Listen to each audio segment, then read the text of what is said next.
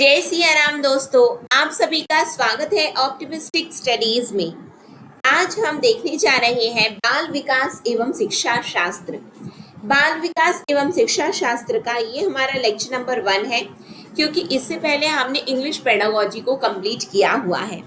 आज से हम सीडीपी को स्टार्ट करेंगे।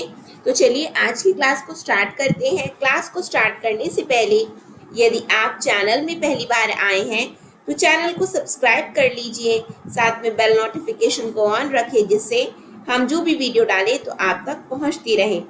सेशन यदि आपको अच्छा लगे तो लाइक ज़रूर करिएगा, ज़्यादा से ज़्यादा लोगों तक शेयर कर दीजिएगा, जिससे ज़्यादा से ज़्यादा लोगों तक ये वीडियो पहुंच सके और वो भी इसका लाभ ले सकें। तो चलिए फिर हम आज की क्लास को अपने स्टार्ट करें। आज की क्लास में जो हमें देखना है वो है, तो लेक्चर 1 में यदि हम सिलेबस वाइज जाएं तो ग्रोथ एंड डेवलपमेंट, वृद्धि एवं विकास, क्या देखना है हमें? Growth and development.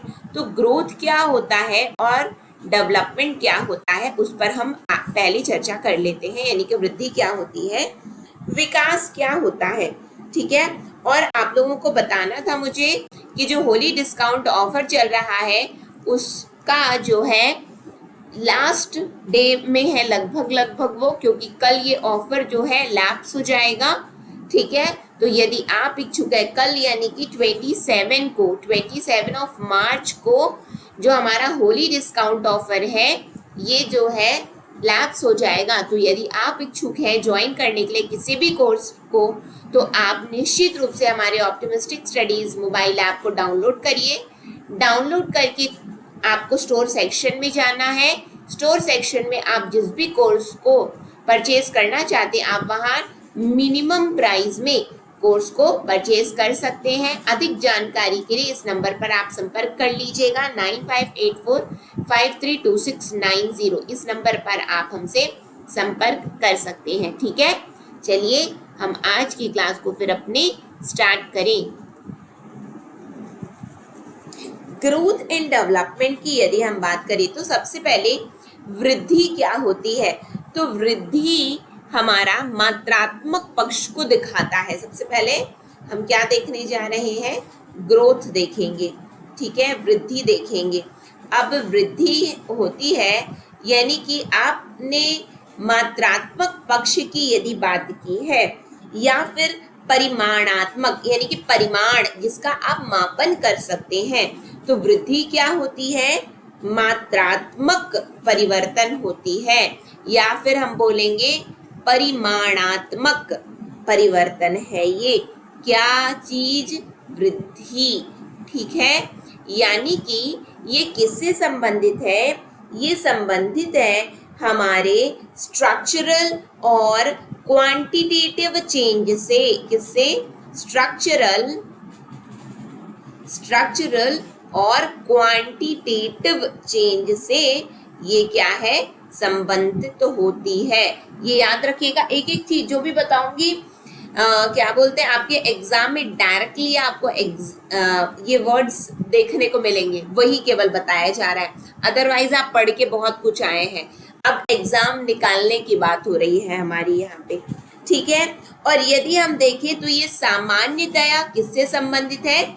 ये हमारे शारीरिक परिवर्तनों से संबंधित है। किससे संबंधित है? शारीरिक परिवर्तन से संबंधित होती है क्या? वृद्धि। ठीक है। यानी कि ये एक मिनट, हाँ स्पेलिंग थोड़ी गलत हो गई वैसे, पर भी आप लोग समझ तो जा ही रहे हैं, लेकिन फिर भी यहाँ पे थोड़ा मैं सुधार दूं तो ज़्यादा इस पर हम ध्यान नहीं देंगे। हम जो यानी कि जो मेन क्रक्स है उस पर चर्चा करेंगे। यानी कि ये किससे संबंधित है? ये फिजिकल चेंज से संबंधित है। आपके शरीर में जो भी परिवर्तन आते हैं ये उससे संबंधित होती है। यदि हम इसका मापन सही से करें तो ये क्या है? ये संकुचित है। क्या होती है? ये संकुचित होती है।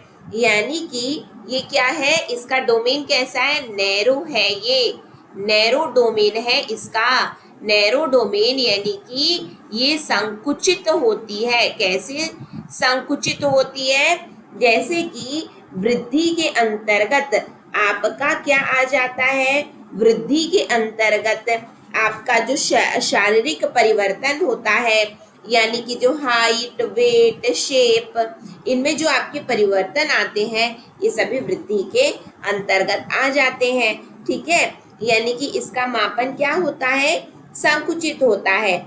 और जो हमें इसमें और जो जानना है वो क्या है कि इसमें संरचनात्मक परिवर्तन शामिल होते हैं। संरचनात्मक परिवर्तन कैसे इसमें शामिल होते हैं, लिखेंगे हम लोग संरचनात्मक परिवर्तन इसमें शामिल होते हैं।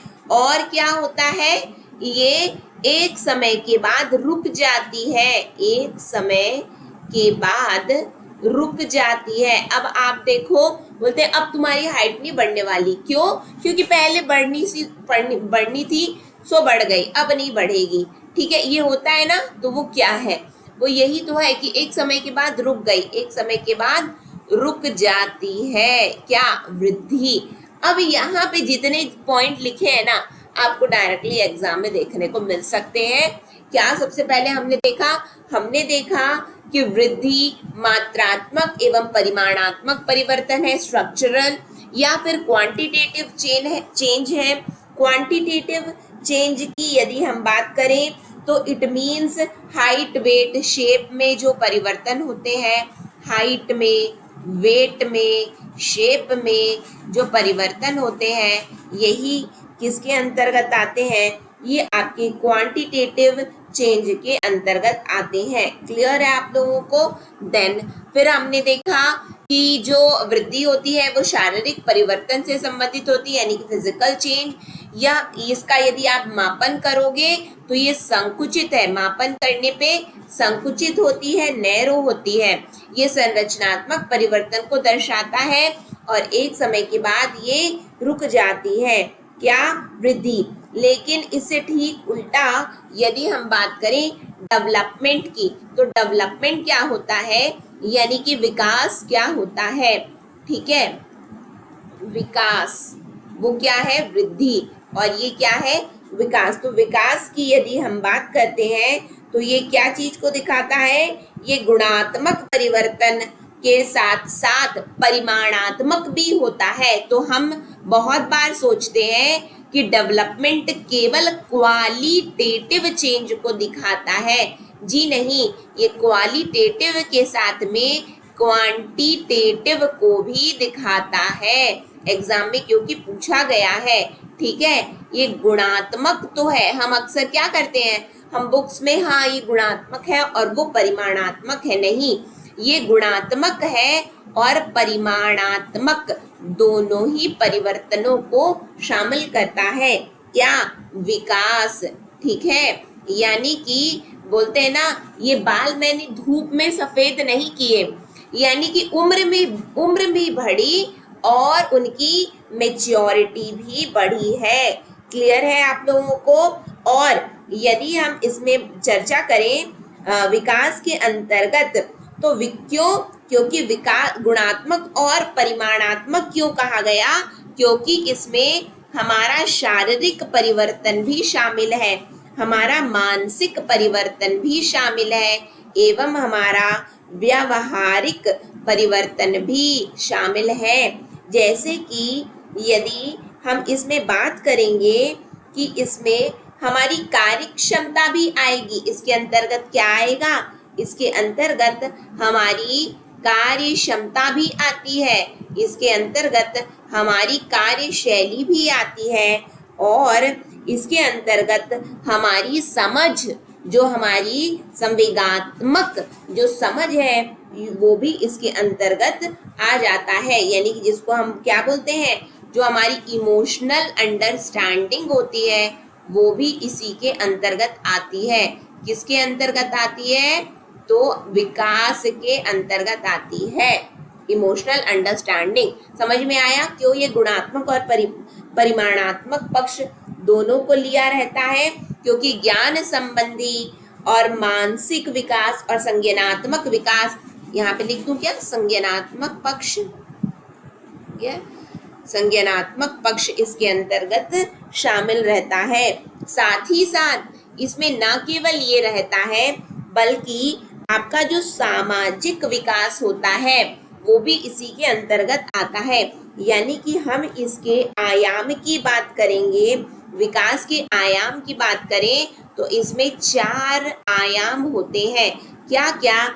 आपका शारीरिक विकास तो इसमें शामिल ही है, साथ में इसमें आपका मानसिक या फिर हम बोल मानसिक या फिर संज्ञानात्मक, इसमें आपका ज्ञान शामिल होता है और यानी कि संज्ञानात्मक पक्ष आपका शामिल है और सामाजिक विकास भी आपका विकास के अंतर्गत आता है और आपका सामवेगिक यानी कि जो इमोशनल आप में जो भी विकास होते हैं जिसको हम बोलेंगे सामवेगिक विकास भी आपके इसके अंतर्गत आते हैं। ये मुख्य आयाम माने गए हैं, यानी कि सामवेगिक पक्ष भी इसी के अंतर्गत आपका आ जाता है। क्लियर है?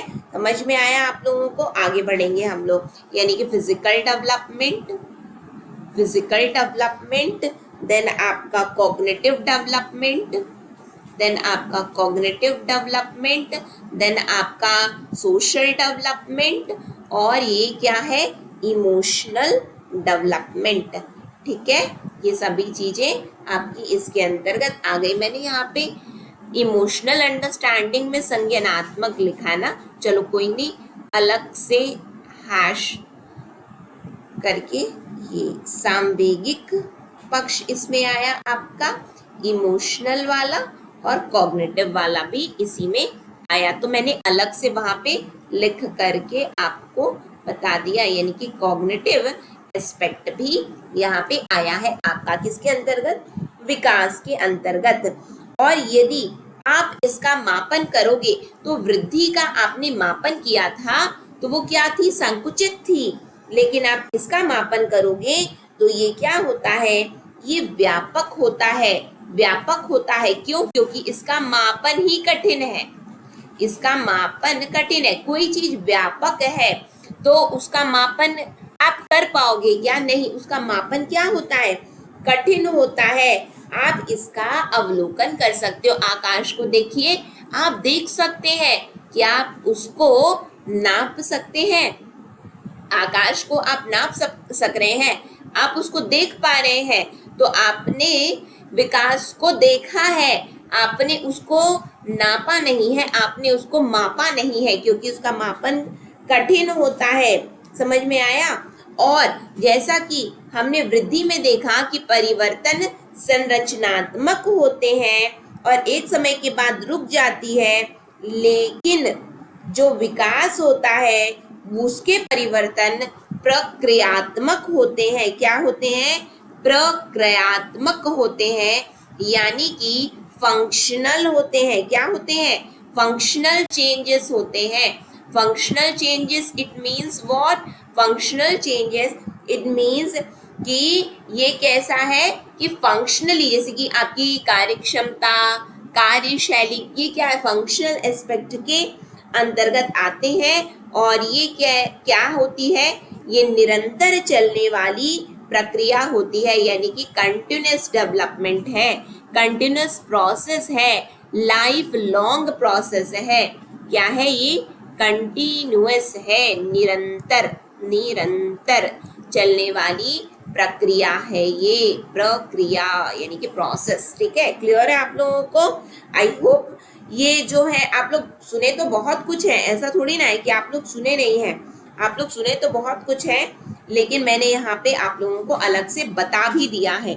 ठीक है, मैंने यहाँ पे हम नोट पॉइंट डाल करके बात करें तो जैसा कि हमने देखा कि विकास में गुणात्मक और परिमाणात्मक दोनों पक्ष हैं और वृद्धि में केवल परिमाणात्मक पक्ष है, और ये विकास निरंतर चलने वाली प्रक्रिया है, लेकिन वृद्धि एक समय के बाद रुक जाने वाली प्रक्रिया है। तो क्या यहाँ से हम एक चीज बोल सकते हैं? क्या बोल सकते हैं कि विकास जो होता है वो वृद्धि से बड़ा होता है। विकास जो होता है वो वृद्धि से बड़ा होता है, यानी कि जो डेवलपमेंट है वो ग्रोथ से क्या है, बड़ा होता है। क्लियर है? ये एग्जाम में यदि प्रश्न बनेगा तो आई होप आप लोगों से बन जाएगा। यहाँ पे हमने बात की थी कि इसके अंतर्गत विकास के अंतर्गत हमारा शारीरिक आयाम यानी कि शारीरिक पक्ष, संज्ञानात्मक पक्ष, सामाजिक पक्ष और सांवेगिक पक्ष, ये 4 पक्ष इसके अंतर्गत आते हैं। ये क्या क्या है तो आइए हम देख लेते हैं। यदि हम फिजिकल डेवलपमेंट की बात कर रहे होते हैं तो फिजिकल डेवलपमेंट क्या होता है हमारा, तो हमारा शारीरिक विकास जो होता है, फिजिकल डेवलपमेंट जो हमारा शारीरिक विकास होता है, यानी कि हमारी हाइट में जो परिवर्तन आ रहा है, हमारे वेट में जो परिवर्तन आ रहा है, हमारे शेप में जो परिवर्तन आ रहा है, साइज में जो परिवर्तन आ रहा है, वो हमारा शारीरिक पक्ष के अंतर्गत आ गया। लेकिन क्या केवल यही पक्ष बस इसमें शामिल है, तो इसके अंतर्गत हम फिजिकल डेवलपमेंट के अंतर्गत ही हम पढ़ते हैं क्या, तो हम पढ़ते हैं मोटर डेवलपमेंट। क्या पढ़ते हैं हम? मोटर डेवलपमेंट पढ़ते हैं। अब ये मोटर डेवलपमेंट क्या होता है तो देख लेते हैं कि जो मोटर डेवलपमेंट होता है यानी कि ये हमारे शारीरिक विकास का गति संबंधित ये विकास है। किससे संबंधित है? ये हमारे शारीरिक विकास का गति संबंधित विकास है। गति संबंधित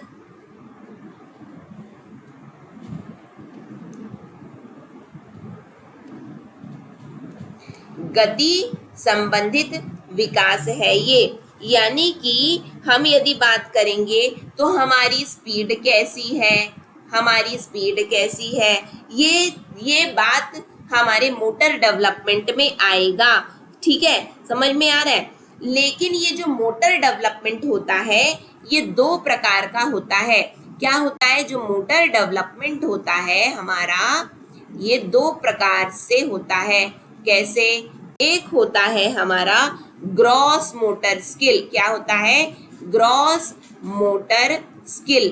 ठीक है, और एक दूसरा होता है हमारा fine motor skill. Fine motor skill ये क्या क्या होते हैं उस पर हम चर्चा कर लेते हैं। यदि हम ग्रॉस मोटर स्किल की बात करें तो इसके अंतर्गत हमारे मसल्स आ जाते हैं। ग्रॉस के अंतर्गत हमारे मसल्स यानी कि इसको हम बोलते हैं स्थूल गतिक कौशल, स्थूल, और ये फाइन को हम क्या बोलते हैं? सूक्ष्म गतिक कौशल। ठीक है, ये स्थूल है, ये सूक्ष्म है। तो ग्रॉस मोटर के अंतर्गत हमारे मसल्स आ जाते हैं। क्या आते हैं? मसल्स आए हमारे। कहाँ के? जैसे कि हमारे आर्म्स के मसल्स आ गए। ठीक है, फिर उसके बाद हमारे लेग्स के मसल्स इसमें शामिल हैं। फिर उसके बाद में यानी कि स्थूल यानी कि जो बड़े बड़े मसल्स होते हैं, यहाँ पे हम बोले क्या कि जो मसल्स हमारे हैं कैसे हैं? जो बड़े हैं वो इसके अंतर्गत आए हैं। फाइन के अंतर्गत क्या आ जाता है? हमारे छोटे छोटे मसल्स आते हैं। छोटे छोटे मसल्स जैसे कि आँखों की जो हमारी मांसपेशियां हो गई, आँखों की मांसपेशियां, ये किसके अंतर्गत आई हैं हमारी? ये हमारी फाइन मोटर स्किल के अंतर्गत आ गई। ठीक है, फिर हमारे हाथ के जो मसल्स हैं वो किसके अंतर्गत आ गए? वो हमारे हाथ, इसमें क्या मैंने बोला? आर्म्स, इसमें मैंने क्या बोला? हाथ के, यानी कि जो हमारे मसल्स तो हैं लेकिन वो कैसे हैं? छोटे हैं, वो सूक्ष्म के अंतर्गत आते हैं। और हमारा जो बड़ा है वो स्थूल के अंतर्गत आता है।